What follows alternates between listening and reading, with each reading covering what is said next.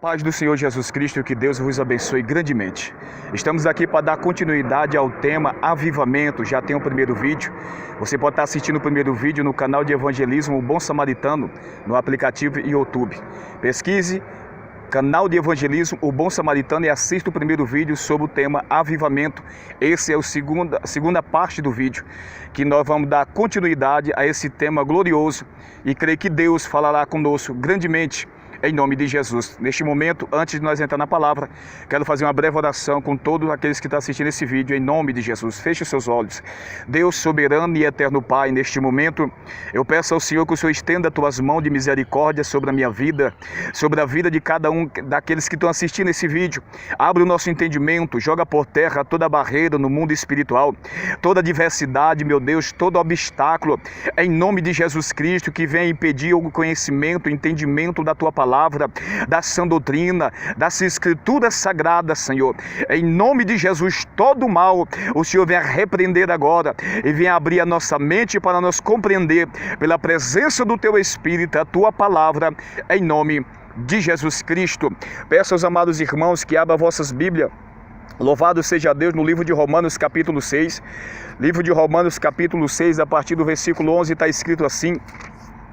Romanos capítulo 6, a partir do versículo 11, está escrito assim: assim também vos considerai-vos como mortos para o pecado, mas vivo para Deus em Cristo Jesus, nosso Senhor.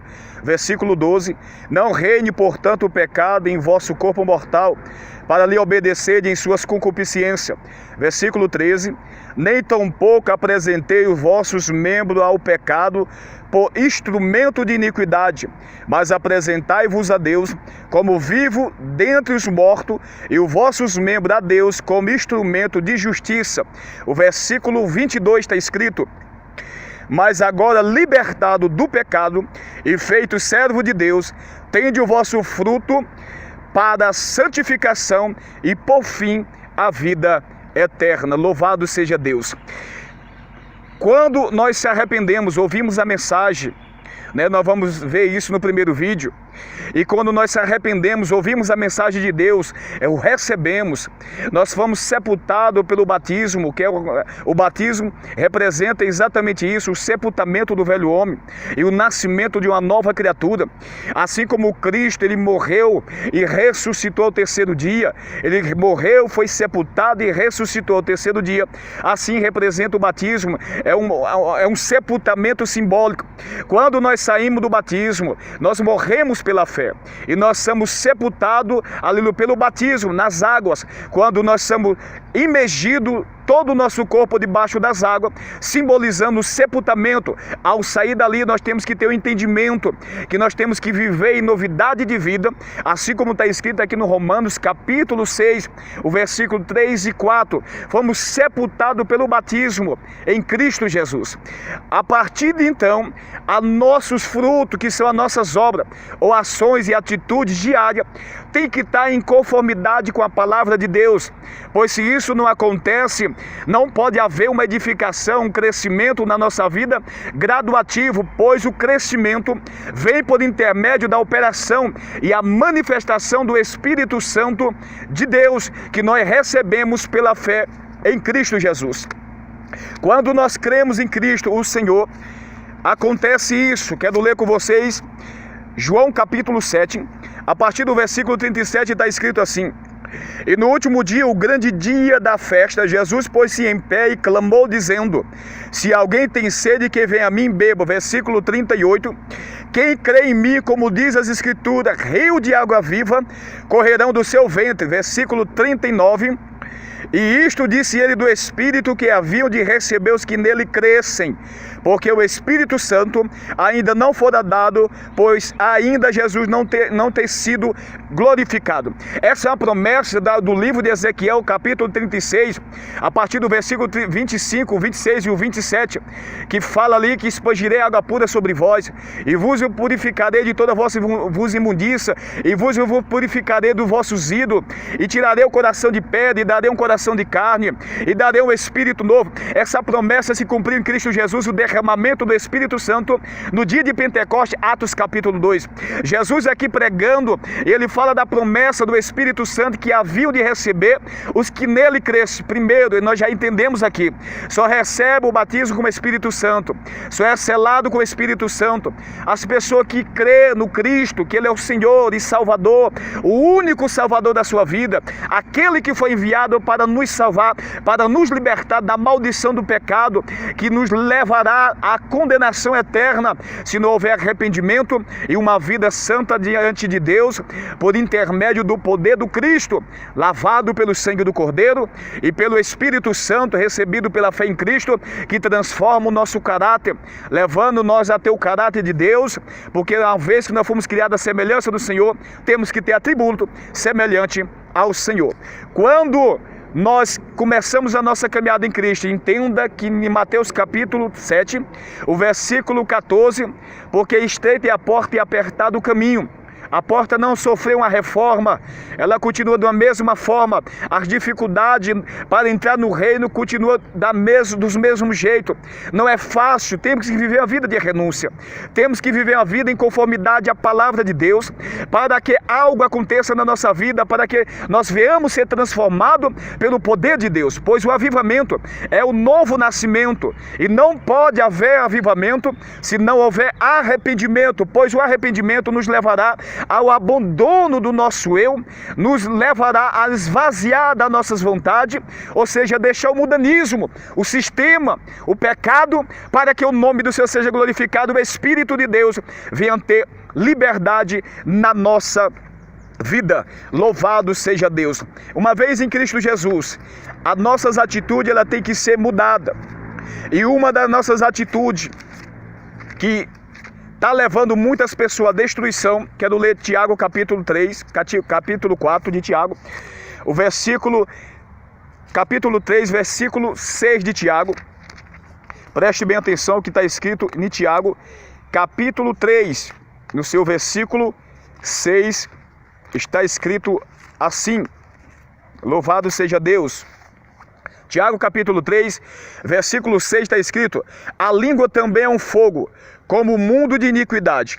A língua está posta entre os nossos membros e contamina todo o corpo e inflama o curso da natureza e é inflamada pelo inferno. O versículo 9 e 10: com ela bendizemos a Deus e Pai, e com ela amaldiçoamos homens feitos à semelhança de Deus. Verso 10: de uma mesma boca procede bênção e maldição. As nossas atitudes ela tem que ser mudada, e isso acontece pela manifestação do Espírito Santo. É aí que vai acontecer o avivamento.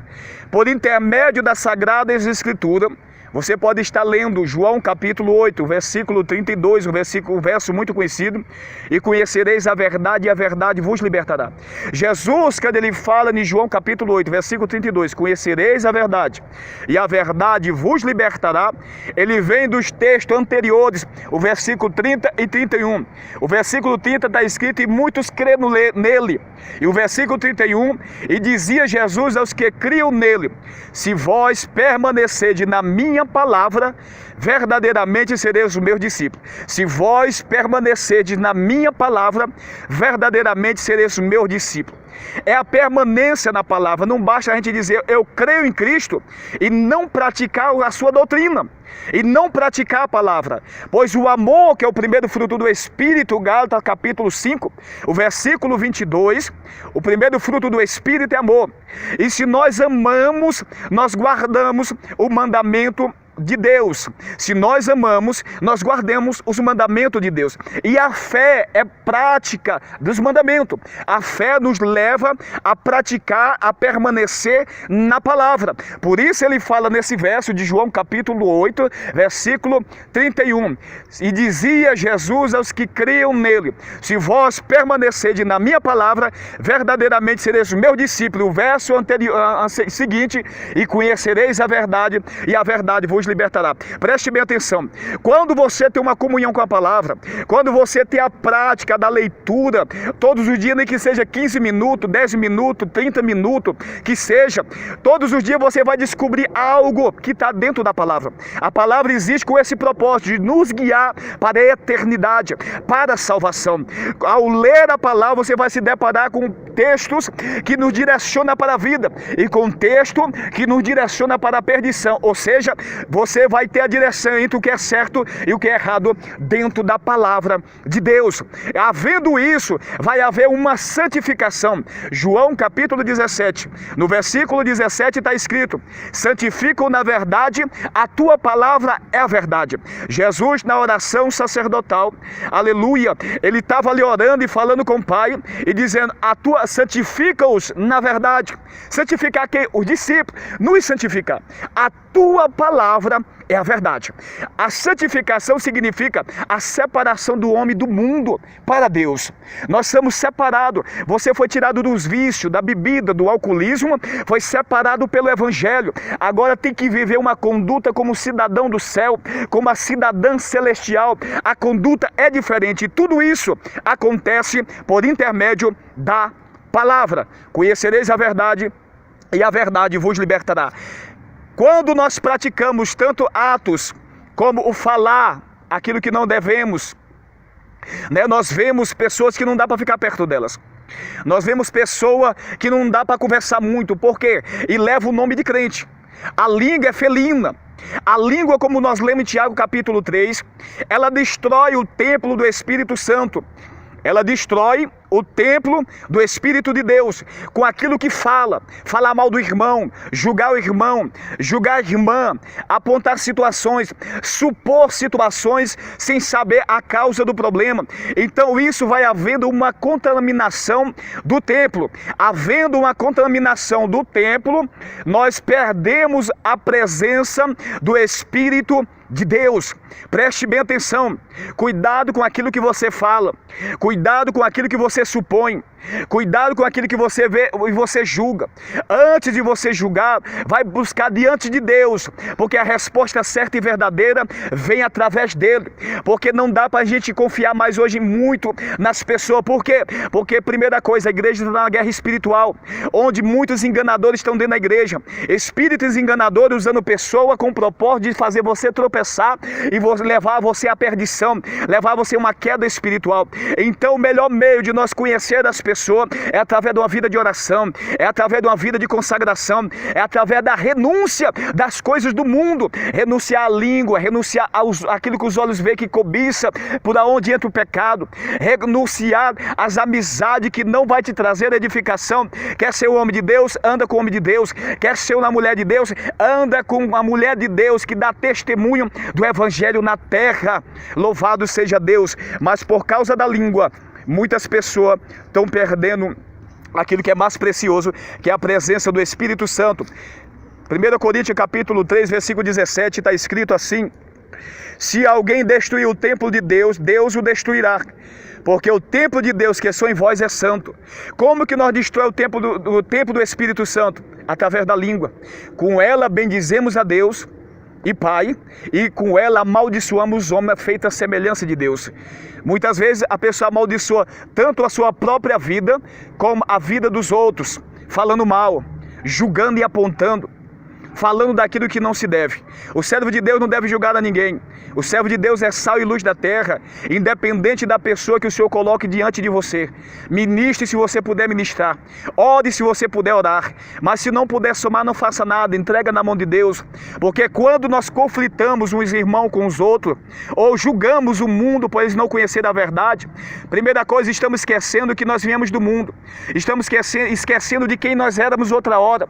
Muitos de nós que estamos na presença de Deus hoje, uns era garota de programas, outros se prostituía, outros vêm do mundo do crime, outros vêm de todo tipo de abominação, e tudo isso fazia por não conhecer a verdade. Hoje, conhecendo, tem que levar este conhecimento para o mundo e entender que as pessoas que estão lá fora, presas, cativas nas drogas, em todo tipo de abominação, levando para a condenação, assim outra hora era nós também. Mas através da tua palavra, do Evangelho que está sobre a tua vida, pregado com amor e carinho e respeito, aleluia, acreditando que Deus pode transformar a vida dela, a vida dele, aleluia, porque transforma a tua vida, você receberá grande galardão e haverá um crescimento muito grande na tua vida espiritual.